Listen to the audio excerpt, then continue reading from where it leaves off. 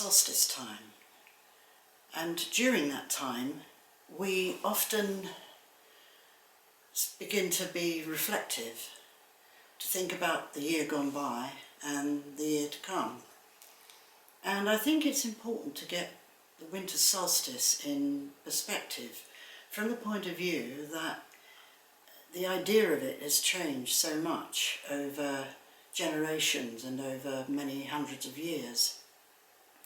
For me, it represents the sun's birthday, the Comesco Birch. We used to have wonderful celebrations. It would be lovely to do that again, but in years gone by, that's what we did. There was the arts, there was fun for the kids. It was a real festival. And I think it's important just to take stock at this time and to realise that although it's become Christmas in a way and we celebrate most of our joy of that time of year at Christmas, the winter solstice is still a celebration as well. And what it means is that the sun is dying, the sun is saying goodbye to the old year, and the sun has travelled far and far away from the earth, and that it's very atmospheric that time of year. You can feel that there's not an emptiness, but a great sense of stillness and reflection. And yes, I suppose it could be an emptiness for the fact that we've let everything go and we've got to build everything up again for what's coming and what's new. So the sun stills himself and he allows himself to die so that he can be reborn again for the following year. I think there's a great message there for all of us who think that we want to let things go. I think it's important to let things go at that time of year and maybe make a pact with ourselves to transform and change things for ourselves, whether we've got to move away from something or move into something. We need to look at our lives and see what we can change and see what can transpire. It was often said by a lot of my people that if you didn't do it at this time of year, then you had to live with it for the following year.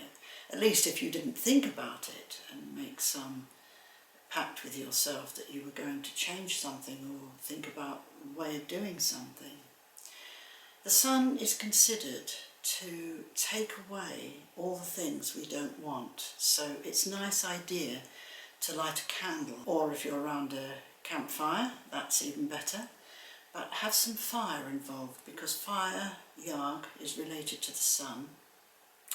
And then to ask the fire spirit, Yag, to kindly take away all the things you don't want, all the things you want to let go of, all the things in your life that may have troubled you through the past year.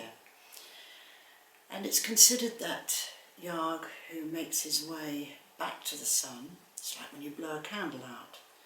The candle light is considered to go directly back to the sun because that's where it comes from when you light a candle.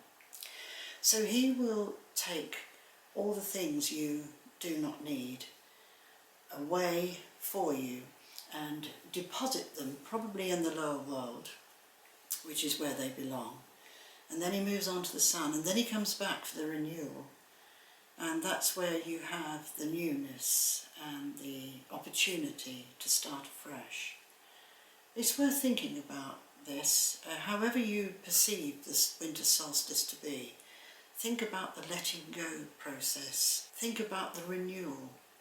Think about what you want to do for the following year, which you can't do if you don't let go of the things you're holding on to, because all the time you're holding on to them, you can't grab hold of something new.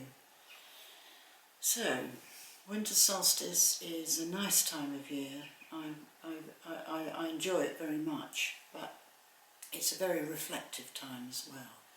It's a deeply spiritual time, I think. So, give the sun some thoughts as he's making his way to his death at the end of this year, and give the baby sun some thoughts when he comes to life at the beginning of the new year.